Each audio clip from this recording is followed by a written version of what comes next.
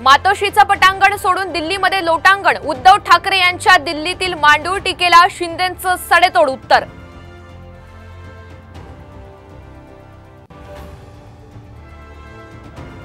सांगलीत ओबीसी आरक्षण बचाव महाएल्गार मेळावा, छगन भुजबळ, पंकजा मुंडे, गोपीचंद पडळकर राहणार उपस्थित।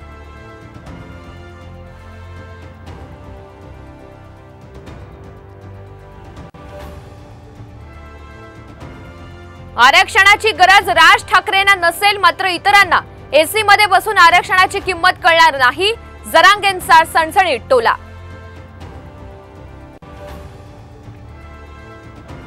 अदानींच्या परदेशातील कंपन्यांमध्ये सेबीच्या प्रमुखांची गुंतवणूक, हिंडनबर्गचा आरोप, माधुरी बुच यांनी आरोप फेटाळले, आपल्या बदनामीचा प्रयत्न केल्याचं सुद्धा वक्तव्य।